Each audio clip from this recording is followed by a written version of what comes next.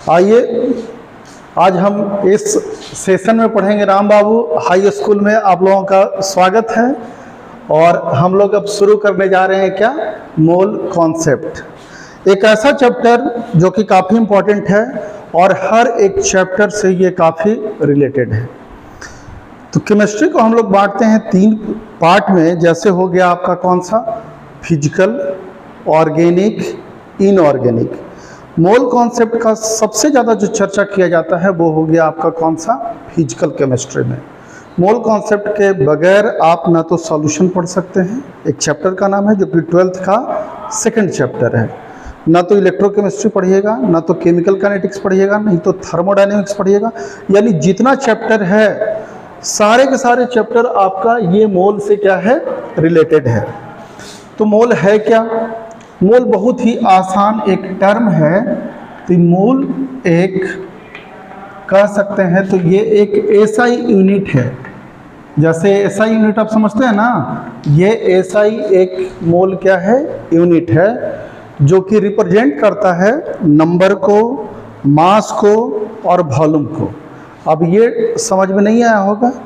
अब एक स्टोरी सुन लो। जैसे कि हम लोग कहीं खरीदने कुछ जाते हैं, जैसे बाज़ार में चले गए खरीदने कुछ भी, तो जब दर्जन बोलते हैं, केला खरीद रहे हो और उसको बोलते हैं कि दर्जन, 1 दर्जन केला दो, तो बेचने वाला हमको कितना केला देगा, 12 केला देगा, ठीक है।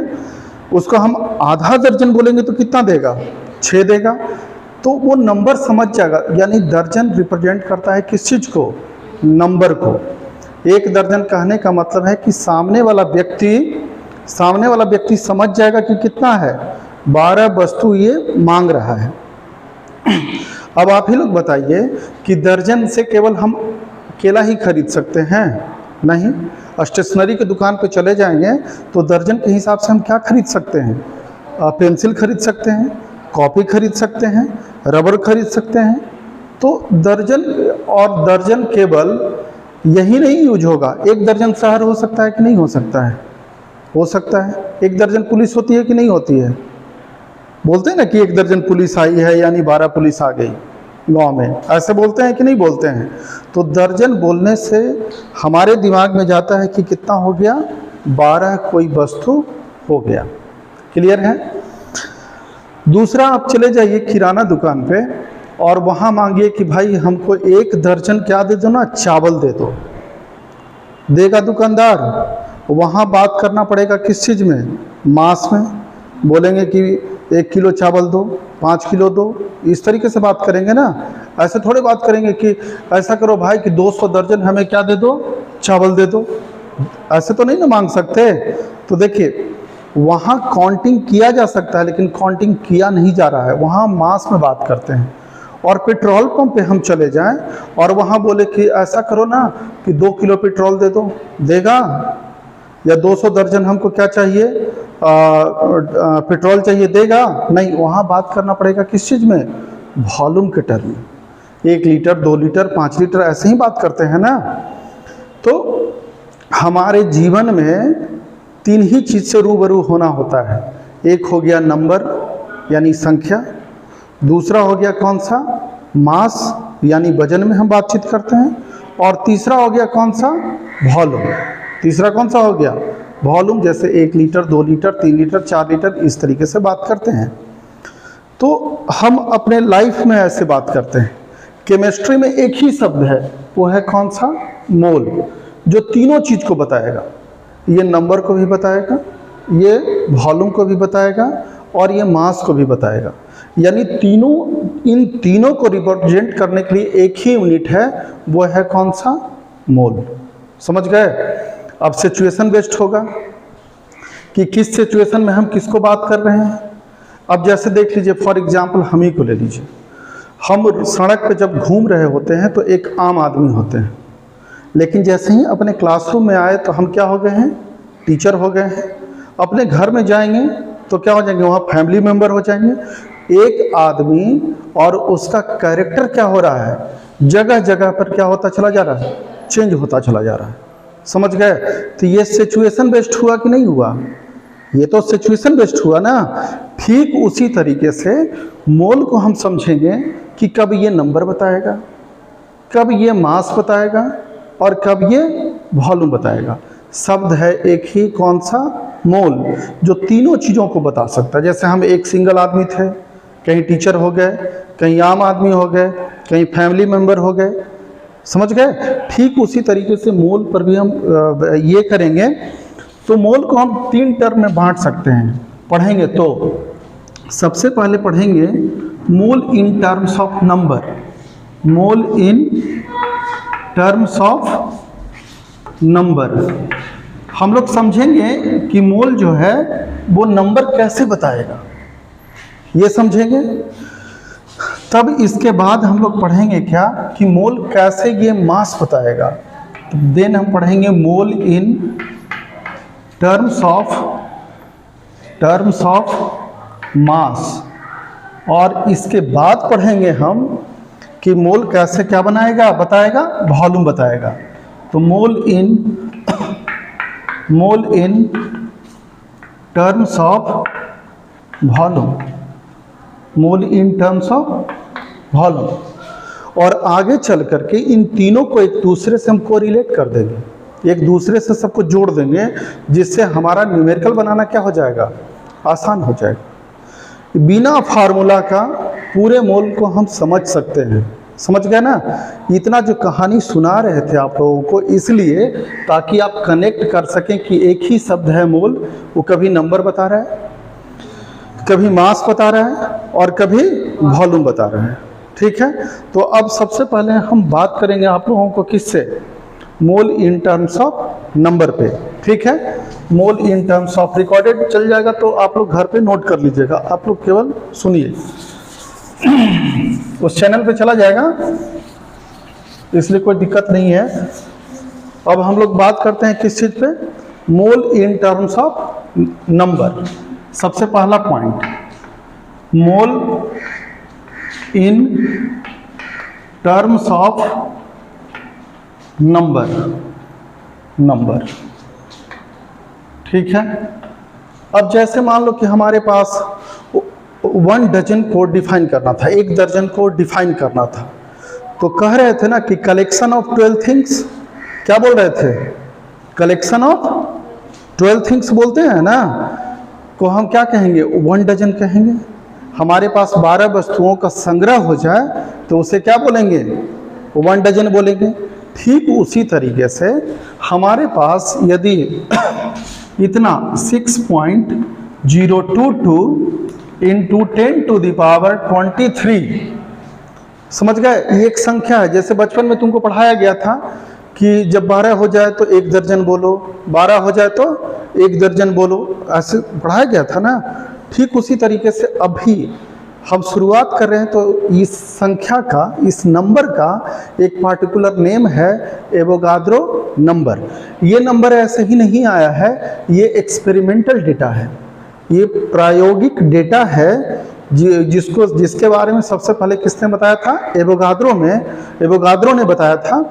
और एवोगाद्रो हाइपोथेसिस हम लोग गैसियस स्टेट में पढ़ेंगे, एक अलग से चैप्टर है, वहाँ ये पता लगा लेंगे कि कैसे ये नंबर आया। ठीक है, इस पार्टिकुलर नंबर को हम बोलते हैं एवोगाद्रो नंबर। क्या बोलते हैं इसको, एवोगाद्रोज नंबर, और इसको रिप्रेजेंट करते हैं एन, ए से, लेकिन हम लिखते चलेंगे केवल क्या, एन। मैं क्या लिखूंगा वहाँ, केवल एन, एन नहीं लिखेंगे। इस नंबर को बोलते हैं क्या, एवोगाद्रोज नंबर। ये साइंटिफिक नोटेशन है। यदि 10⁻23 ना लिखें तो कितना जीरो देना पड़ेगा, यहाँ पॉइंट को हम हटा भी दें तो 6022 और 20 टाइम्स 20 बार हमको 00 देना पड़ेगा और इतना लंबा लिखना पड़ेगा। इसलिए उसको क्या कर लिया गया है, कंसाइज कर करके हम छोटा लिख दिए हैं। ठीक है, अब देखिए कैसे इसको हम लिख सकते हैं। इतना के बराबर कुछ भी हो जाए, इस संख्या के बराबर कुछ भी हो जाए, इवन ह्यूमन पॉपुलेशन हो जाए, कोई कंट्री हो जाए, समझ गए ना, कोई भी चीज आप इतना के बराबर गिन सकते हैं, वो 1 मोल होगा। समझ गए ना। ऐसे जैसे बता रहे थे कि 12 वस्तु के बराबर कुछ भी हो जाए, 12 वस्तु के बराबर कुछ भी चीज हो जाए तो उसे क्या कह रहे थे, 1 डजन कह रहे थे। सिमिलरली आपके पास इतना संख्या के बराबर कुछ भी हो जाए तो आप उसे क्या कहिएगा, 1 मोल कहेंगे। तो इसको सिंपली हम डिफाइन कर सकते हैं कि collection of 6.022 into 10 to the power 23 particles of, ठीक है, any substance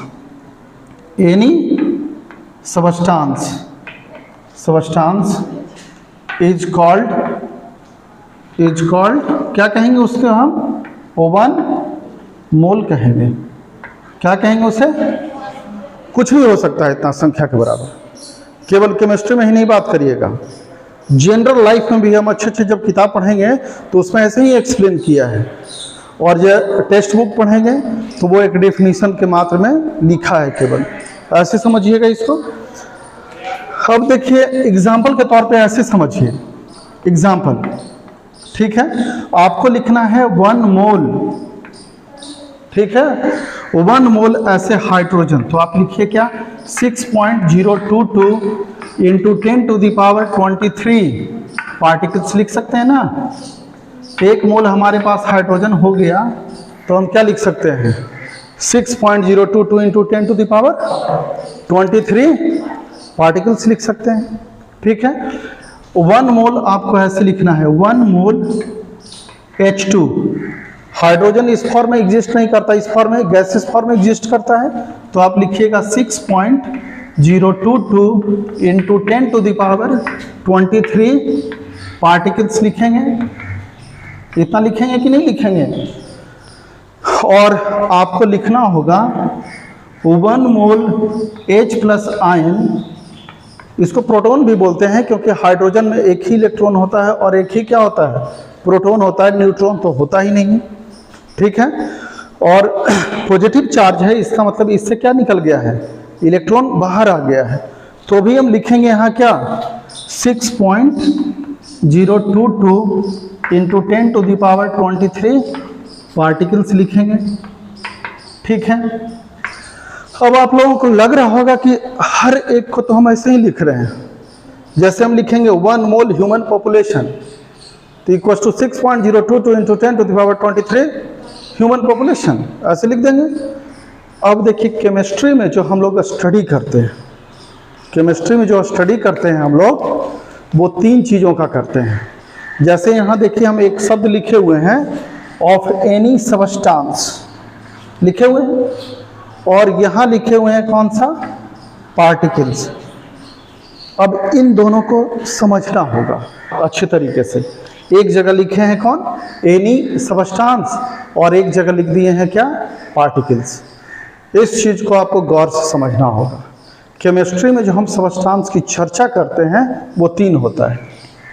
कौन कौन होता है, एक होता है एलिमेंट, एक होता है कंपाउंड, और एक होता है रेडिकल्स। अब तीनों को पहचानेंगे, समझ रहे हैं ना। तो इन तीनों को हम पहचानेंगे कि सबस्टांस में कौन कौन होगा। तो ऊपर थोड़ा सा हम इसको क्या करते हैं, हटा लेते हैं, इसके बाद फिर बात करते हैं। नीचे रहने देते हैं अभी कंटेंट को, ताकि और अच्छे से आपको समझ में आ जाए।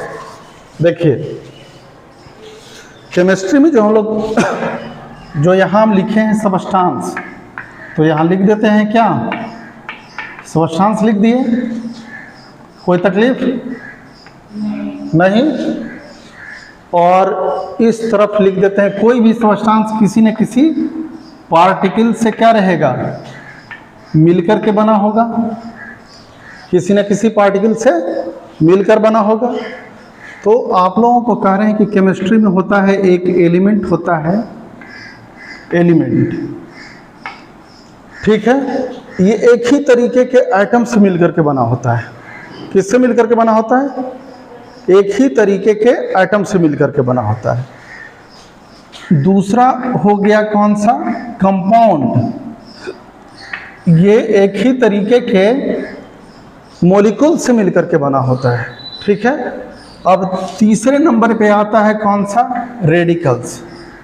रेडिकल्स का मतलब होता है कि जिसके ऊपर कोई चार्ज हो, इधर इन पॉजिटिव और इन निगेटिव, तब उसे क्या कहा जाता है?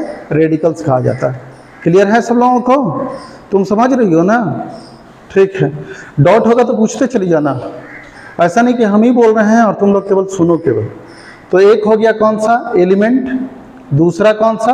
कंपाउंड, और तीसरा रेडिकल्स। पहचानेंगे कैसे? एलिमेंट जैसे हाइड्रोजन ऐसे अकेले लिख दिए तो ये क्या हो गया? एलिमेंट। ये किसी के साथ कंबाइन किया, खुद के साथ भी कंबाइन करेगा तो ये क्या बना लेगा? कंपाउंड। दूसरे के साथ भी मिल सकता है, जैसे H2O, very good, H2SO4, HCl, समझ गए? और यहाँ लिख सकते हैं क्या? Oxygen, aluminium, very good, nitrogen, इस फॉर्म में। ठीक है, तो यहाँ लिख देंगे कौन? N2, इस तरीके से। अब यहाँ डिफरेंशिएट करना आना चाहिए कि कौन एलिमेंट है और कौन कंपाउंड है। यदि आप डिफरेंशिएट नहीं कर पा रहे हैं, नहीं समझ, डिफिनीशन हम 6 क्लास से पढ़ते हैं, लेकिन बहुत लोगों से पूछते हैं कि पहचानो कि कौन एलिमेंट है और कौन कंपाउंड, नहीं पहचान पाता। समझ गए ना? क्योंकि वो केवल रटा हुआ होता है। और जिसके ऊपर कोई चार्ज हो, तो चार्ज जैसे H+ आयन, ठीक है, Cl- आयन, Al+3 आयन्स, इस तरीके से, तो वो सब कहलाएगा कौन? रेडिकल्स। केवल पॉजिटिव ही नहीं, नेगेटिव में भी SO4-2 भी हो सकता है, CO3-2 भी हो सकता है, carbonate ion, sulphate ion, phosphate ion, इस तरीके से ये सब हो जाएगा रेडिकल्स। यानी 3 सबस्टांस में ये था और कौन? ये था। बाकी तो पहचानने के लिए आपको हम एग्जाम्पल पुट किया है मैंने यहाँ। एलिमेंट जो बना होता है वो सेम काइंड ऑफ किससे बना होता है? एटम से। किससे बना होता है? सेम काइंड के एटम से बना होता है। जो कंपाउंड है ये बना होता है सेम काइंड के किस चीज से? मॉलिक्यूल से। यानी इसके पार्टिकल्स को क्या कहेंगे? मॉलिक्यूल्स कहेंगे। और जो रेडिकल्स होता है वो बना होता है आयन से। आयन 2 तरीके का हो सकता है। यदि उसके ऊपर पॉजिटिव चार्ज चला गया तो कैटायन, और नेगेटिव चार्ज चला गया तो एनायन। तो एक होगा आपका पॉजिटिव चार्ज वाला कौन सा? कैटायंस। दूसरा कौन सा हो जाएगा? एनायंस। सब लोग को समझ में आ रहा है? ऊपर ऊपर नहीं जा रहा है किसी को? बहुत एकदम सिंपल भाषा में बता रहे हैं। ठीक है, अब जो देखिए नीचे जो हमने लिखा है 1 मोल हाइड्रोजन, अब इसको पहचानिए कि एलिमेंट है कि कंपाउंड है कि रेडिकल्स है। तो क्या है? एलिमेंट्स है। तो एलिमेंट होने की वजह से यहाँ पार्टिकल्स लिखना उचित, तो यहाँ क्या लिखेंगे? एटम्स। पार्टिकल्स की जगह पे क्या लिखेंगे? तो यहाँ लिखेंगे हम एटम्स। अब समझ में आ गया? दूसरा आप इसको पहचानिए, ये है क्या? कंपाउंड। तो यहाँ पार्टिकल्स लिखना उचित है? नहीं है। समझने के लिए तो यहाँ क्या लिखेंगे हम?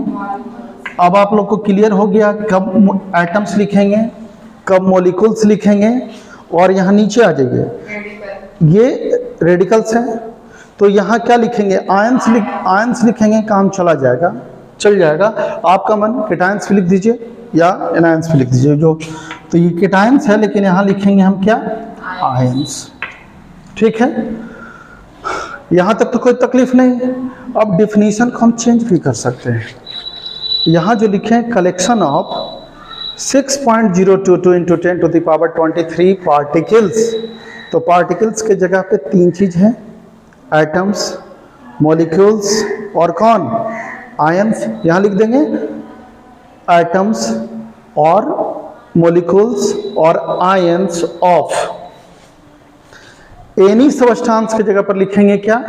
ऑफ एनी एलिमेंट, कंपाउंड और रेडिकल्स रेस्पेक्टिवली, यानी क्रमशः, वहां से यहाँ क्रम मिला दिए।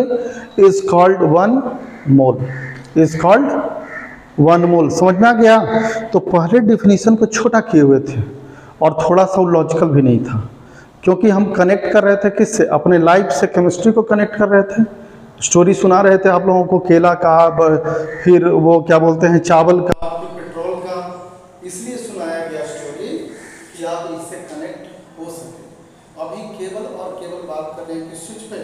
मोल।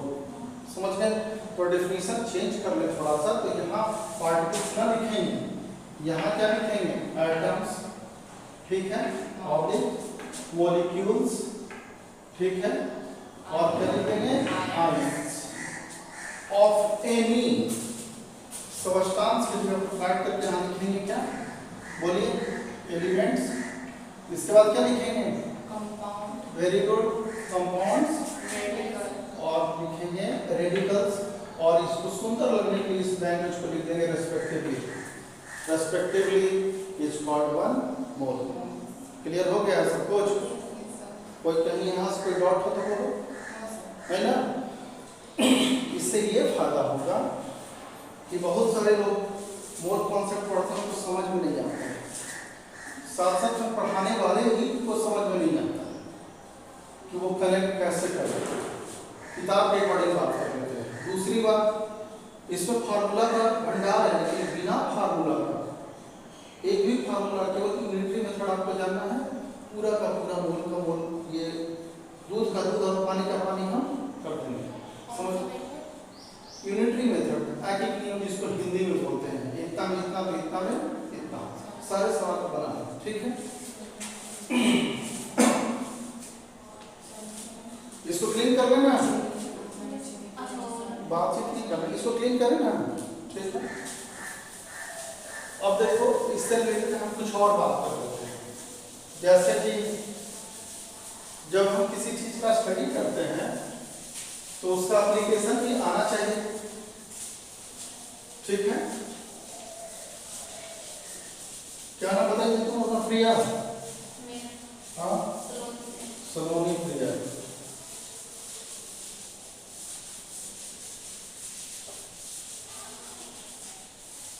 तुम समझ रही हो ना? तुम्हारा नाम बोल दे। अनुष्का। तुम्हारा भी बोल दे। देखो ना, एक क्वेश्चन हम पूछ लेते हैं तुम लोगों से इसी पर बेस्ड, ठीक है? देखिए, find the number of atoms in, ठीक है, 2 मोल ऑफ हाइड्रोजन, ठीक है, 2 मोल ऑफ हाइड्रोजन H2, और यहां कर देते हैं गैस, गैस, ठीक है? अब इस सवाल को ट्राई करोगे सॉल्व करने में। देखिए, नहीं बनेगा तो हमको दे देना, तुरंत हम बात करेंगे। क्लास में पढ़ाई चल रही है, आप सभी लोग आइए, ज्वाइन करिए, free of cost. Ram Babu high school Hilsa सरकारी स्कूल है, अच्छे से पढ़ाई चल रही है। देखिए कितना बोला गया है? 2 मोल पे। पहले देखो इसका, पहले इसका समझ लो, स्ट्रैटेजी समझ लो, देख लो एक बार, देख लो सॉल्यूशन। जब कभी भी हम एकेडमिक एग्जाम में किसी चीज का आंसर कर रहे होते हैं तो बहुत, जब हम लोग कॉपी जांच करते हैं ना, तो बहुत सारे बच्चे ना आंसर करेंगे तो यहाँ नंबर नहीं लिखेंगे, फर्स्ट क्वेश्चन था कि सेकंड क्वेश्चन था, फिर से हम लोग को क्वेश्चन निकाल करके क्या करना पड़ता है? चेक करना पड़ता है।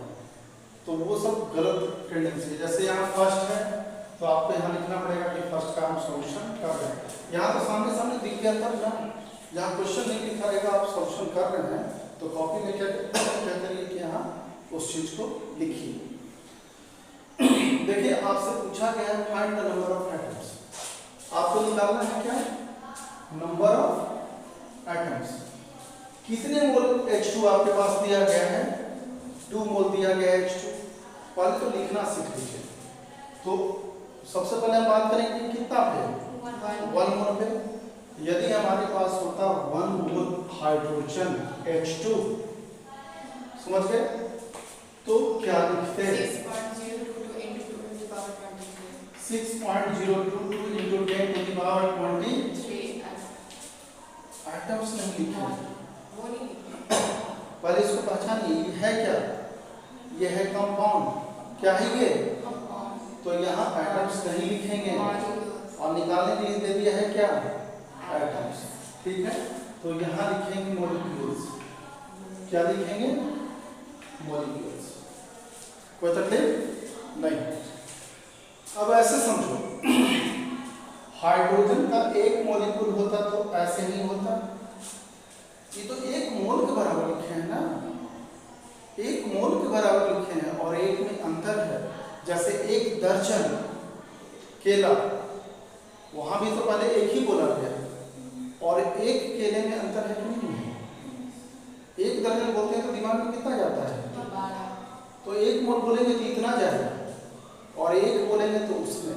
अब एक में सोचो, आपके पास एक हाइड्रोजन मॉलिक्यूल है तो इसमें कितना एटम है? 2 एटम है। कितना एटम है? 2 एटम है। तो 1 हाइड्रोजन जो मॉलिक्यूल बना होता है वो कितना एटम से? 2 एटम से। तो इतना मॉलिक्यूल कितना से बना रहेगा? मल्टीप्लाई कर देंगे कितना से? 2 से। इसको 2 से मल्टीप्लाई कर देंगे, 2 into 6.022 into 10 to the power 23। अब क्या लिखेंगे? एटम्स। क्योंकि एक मॉलिक्यूल्स में, सिंगल मॉलिक्यूल्स में कितना एटम था? 2 हाइड्रोजन एटम था। तो इतने मॉलिक्यूल्स में कितना होगा? तो 2 से क्या कर देंगे? 2 से मल्टीप्लाई कर देंगे और ये पूरा का पूरा आ जाएगा किसके इक्वल? 1 मोल के इक्वल आ जाएगा।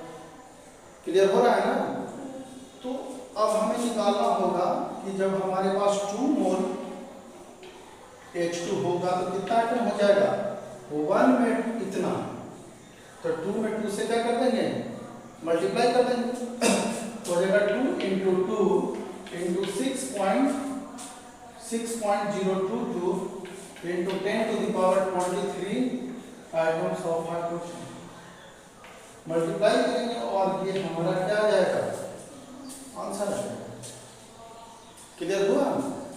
मल्टीप्लाई करेंगे और ये हमारा आंसर आ जाएगा। थोड़ा थोड़ा प्रैक्टिस करना पड़ेगा शुरू में लिखने के लिए।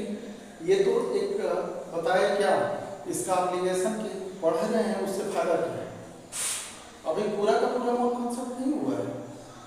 मोल कॉन्सेप्ट को काफी डेप्थ में समझेंगे और इसको मजे से कोरिलेट कर देंगे ग्राम इक्विवेलेंट के साथ। और ग्राम इक्विवेलेंट के साथ जब हम कोरिलेट करेंगे इसके बाद हम बात करना शुरू कर देंगे किस चीज पे? Mole concept in terms of solution, यानी molality, normality, molality, mole fraction, सारे टर्म इसी से रिलेटेड है। यदि अच्छे से समझेंगे तो एक एक को जोड़ कर करके हम लोग देखेंगे। सीरियस नहीं ना, हॉस्पिटल नहीं क्लास है, इतना सीरियस कहाँ? ठीक है, देखिए आगे देख लेते हैं। ऐसे सीरियस जैसे लग रहा है कि हॉस्पिटल में आके फिर बुलाना पड़ेगा पानी चढ़ाने वाला, खाना खा कर के आएंगे ना लोग। ठीक है, वो क्या प्यास मत आ जाना। अब यहाँ देखिए आप ध्यान से, आप लोग लिख लिख करके सब दिखाइएगा। जैसे 1 मोल N2 आप क्या क्या लिख सकते हैं? ठीक है, 1 मोल H2 छोटा छोटा देते हैं तो 1 मोल H2SO4 आप क्या क्या लिख सकते हैं? तो कुछ हम ही लिख करके दिखा देते हैं। ठीक है, जैसे देखो ना ये 3 लास्ट वाला दिखा दें। चलिए अंत वाला तो सब वाला इसको पहचानिए है क्या? 3 ही चीज है, 3 ही चीज का स्टडी हम कर लिए तो केमिस्ट्री का स्टडी हो गया। केमिस्ट्री किसको कहते हैं बताओ तुम लोग? ये तो बताना ही भूल गए कि chemistry, what is chemistry? Study of matter and its composition. Matter को नहीं, लड़ाई झगड़ा का मैटर नहीं, समझ रहे ना? मैटर का मतलब कि जिसके पास मास हो, जिसको हम अपने सेंस ऑर्गन से क्या कर सकें, समझ सकें, वो सब कहलाता है मैटर। तो 1 मोल H2SO4, ठीक है। तो सबसे पहले लिखेंगे हम 6.022 into 10 to the power 23। अब समस्या है कि हम क्या लिखें, एटम लिखें, मॉलिक्यूल लिखें, आयंस लिखें, क्या लिखें? क्यों लिखेंगे मॉलिक्यूल्स? क्योंकि ये कंपाउंड है। तो यहाँ लिखना होगा क्या हमारे पास? मॉलिक्यूल्स। अब कौन करिए, अब आप चाहते हैं, आपकी इच्छा है कि हम इतना बड़ा डिजिट ना लिखें, तो इसको शॉर्ट में एन भी लिख सकते हैं। तो लिख देंगे यहाँ क्या? N molecules. क्या लिख देंगे? एक ही बात है, क्योंकि इतने डिजिट को हम रिप्रेजेंट कैसे करते हैं? एन से करते हैं। तो लिख दिए क्या? N molecules. अब देखो इतने मॉलिक्यूल्स में हमारे पास H2SO4 का एक मॉलिक्यूल होता है, तो कितना एटम होता? 2 है हाइड्रोजन, 1 सल्फर और 4 कितने हो गए? तो जोड़िए तो टोटल कितना हो जाएगा? 4 3 7 यानी 7। तो यहाँ लिखेंगे हम 7 और इससे मल्टीप्लाई करेंगे। केवल आप लिख दीजिएगा 7 ना, तो इसी से समझ में आ जाएगा कि 7 को मल्टीप्लाई किया गया है कितना से? ये होगा 2 नंबर से 6.022 into 10 to the power 23। समझ गए? तो 7 in total number of atoms हो गया। टोटल नंबर ऑफ एटम्स कितना हो गया? 7 है। ठीक है, इज इक्वल्स टू, अब आज ये पार्टिकुलरली आ जाएगा हाइड्रोजन इसमें कितना है? तो लिखेंगे 2n hydrogen atoms, 2n hydrogen atoms is equals to, ठीक है। यहाँ सल्फर कितना है? तो लिखेंगे 1n सल्फर एटम्स, ठीक है। और ऑक्सीजन कितना है आपके पास? 4, तो लिखेंगे 4n ऑक्सीजन एटम्स। अब आपको ऐसे लिखने से फायदा क्या है?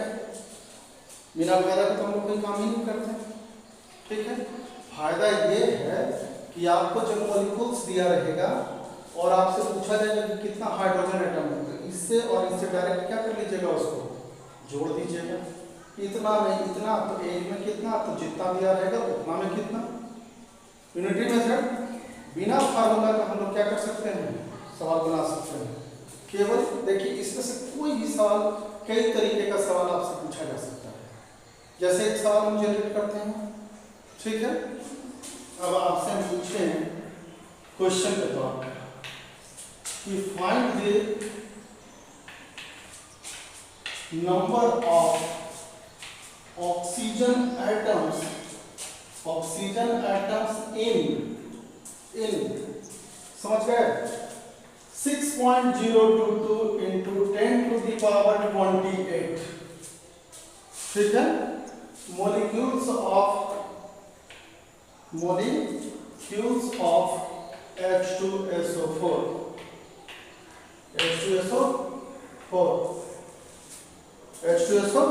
H2SO4 समझ गया ना? ये क्वेश्चन है, ठीक है। पैनिक नहीं होना है, ये सब तो सवाल में भी कोई दम ही नहीं है। कभी कभी हम सवाल बोर्ड पे आएंगे ना, तो यहाँ से यहाँ तक लिखते हैं और बनेगा एक लाइन में, समझ गए? पहले क्वेश्चन समझिए, find the number of oxygen atom. Oxygen atom आपको क्या करना है? फाइंड आउट करना है, निकालना है क्या? ऑक्सीजन एटम को फाइंड आउट करना है, ठीक है। क्या? अच्छा देखो ना, और यहाँ आपका ये इंफॉर्मेशन आपको दिया हुआ है और किस पे? H2SO4। तो आप सबसे पहले ये लिखना चाहिए कि 1 और ये लिख लेंगे। तो आप देखिए इन्हीं दोनों में रिलेशन निकालिए। ये है आपके पास क्या? मॉलिक्यूल्स। आपको निकालना है क्या? Number of oxygen atoms. तो ऑक्सीजन एटम तो यहाँ लिखें, तो ये है ऑक्सीजन एटम्स। और गौर से देखिए सब आपस में एक दूसरे से क्या है? इक्वल है। सब एक दूसरे से इक्वल है कि नहीं है? बोलो हाँ या ना, बोलो ना भाई। अरे भाई तुम क्या लिखे? तुम्हारा मोल H2SO4 बराबर ये, इसके बराबर ये, इसके बराबर ये, इसके बराबर ये, इसके बराबर। देख रहे हैं तो कैसे नहीं पता है? ठीक है, सब इक्वल है कि नहीं है? इक्वल है। तो देखो यूनिटरी मेथड में होता क्या है कि जो चीज आपके पास दिया हुआ है उसको आप लेफ्ट हैंड साइड में लिखिए, जो चीज आपको फाइंड आउट करना है उसको कहाँ लिखेंगे? राइट साइड लिखेंगे। हमें निकालना है find the number of oxygen atoms, तो इसे ऐसे लिखेंगे। देखिए हमें पता चल रहा है क्या कि इतना मॉलिक्यूल्स है, यानी 6.022 into 10 to the power 23, छोटा छोटा लिख देते हैं, मॉलिक्यूल्स हमारे पास है किस चीज का? H2SO4 का। ये बराबर हो रहा है कितना का? 4n ऑक्सीजन एटम्स का। तो ये इक्वल हो रहा है 4n ऑक्सीजन एटम्स का। ये कहाँ से लिखिए आप? ये लिख पाए जब आप थ्योरी पढ़ रहे थे तब। इक्वल है। अब नीचे वाला हम हटा देते हैं, हमारे पास जगह की कमी है, ये तो पता चल गया।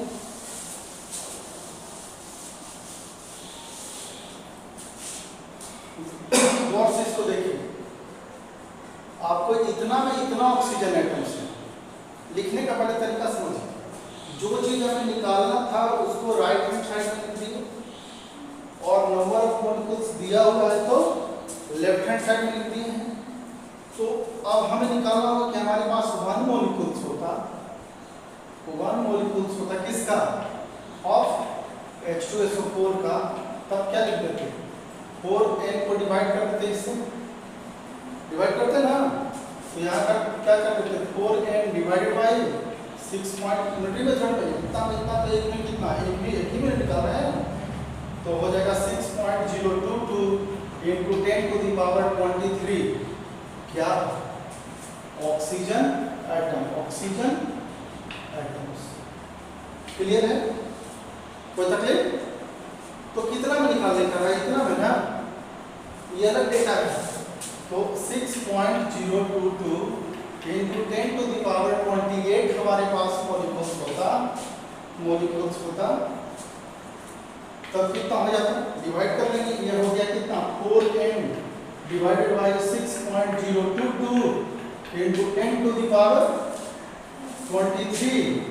ये तो 1 में था, आप इतना में निकालना चाहें तो ये क्या करेंगे? 6.022 into 10 to the power 28 oxygen atoms, oxygen atoms. अब काटिए, तो कटेगा, खून बहे तो बहे, लेकिन काटना जरूरी है। ये वोगाद्रो नंबर है n, ये वोगाद्रो नंबर है, ठीक है, इक्वल्स टू ये रह गया 4, और ये क्या हो गया आपके पास? इसको हम कन्वर्ट कर देते हैं, 4 into 6.022 into 10 to the power क्या लिखते हैं?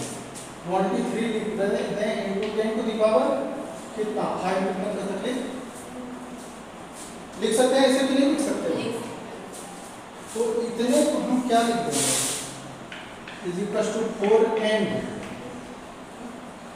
और इसको पहले सजाने के लिए क्या करते हैं? 4 into 10 to the power 5n क्या? ऑक्सीजन। ये आ गया हमारे पास आंसर। समझा गया? एप्लीकेशन तो केवल ऑक्सीजन एटम पूछे थे ना, हाइड्रोजन भी पूछ सकते थे, टोटल नंबर ऑफ एटम्स भी पूछ सकते थे, तो कुछ भी पूछा जा सकता था। तो इस तरीके से आज इतना ही हम फिनिश करते हैं। बहुत सारा होमवर्क भी लिखेंगे, तो ऑफ जरा करके और घर पे आप बना कर खाइएगा, ठीक ना? चलिए।